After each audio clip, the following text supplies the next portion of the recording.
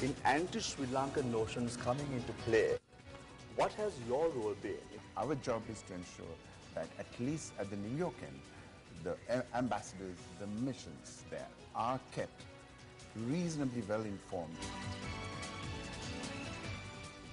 Well, for more of the views shared by Sri Lanka's permanent representative to the United Nations in New York, Dr. Palitha Kohana, when he spoke to News First Shamir Rasuldin. Stay with us throughout the news. Well, we start off with a look at tonight's headlines.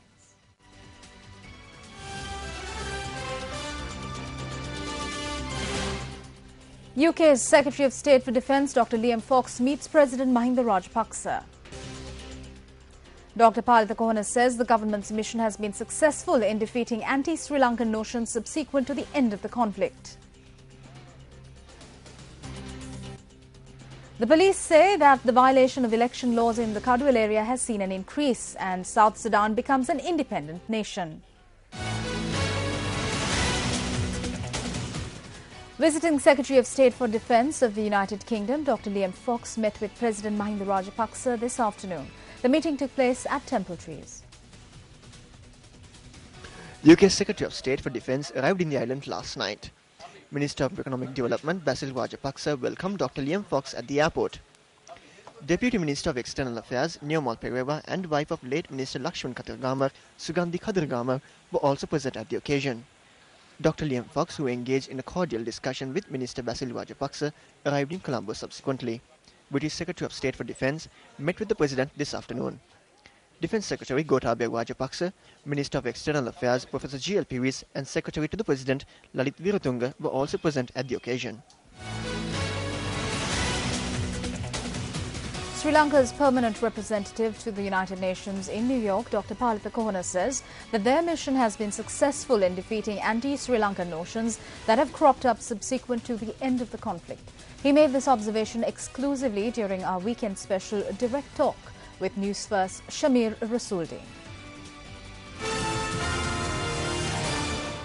With me this evening is Sri Lanka's permanent representative to the New York office, Dr. Palitha Kohana. A very good evening, Doctor, and welcome to Direct Talk. Good evening. Starting off, Doctor, tell me what is the role or what has the role been of your mission in New York subsequent to the end of the conflict? It has been a multifaceted role. As you know, the mission has to deal with the United Nations Secretariat itself. And this is not an easy task. We are dealing with different Undersecretaries General, different senior officers, and many of whom have had a direct interest in what was happening in Sri Lanka. Then above all, there is the Secretary General himself, who, in my view, has been a person who has kept Sri Lanka under his purview for the last 2 or 3 years. The mission was responsible for lobbying the members of the non-aligned movement. Just as much, it has consistently lobbied members of the Security Council. Having said that, Doctor, during the last 2 or 3 years or so, we see a sudden upsurge in anti-Sri Lankan notions coming into play. What has your role been in order to combat these anti-Sri Lankan notions? The role of my mission is to ensure that what is happening in capitals, which will have an impact on New York, there's no doubt about it, the New York missions operate on the basis of instructions given by their respective capitals. Our job is to ensure that at least at the New York end, the ambassadors, the missions there, located there, 192, 15 members of the Security Council, senior officials of the United Nations, are kept reasonably well informed of the actual situation on the ground, the policies of the government, etc. What is the present state of affairs as far as this Channel 4 documentary is concerned, Doctor? The government of Sri Lanka has huge reservations about the authenticity of this documentary. The title itself, Killing Fields, the people who did the Channel 4 video simply wanted to latch on to the sentiment that was generated 30 years ago and take it forward.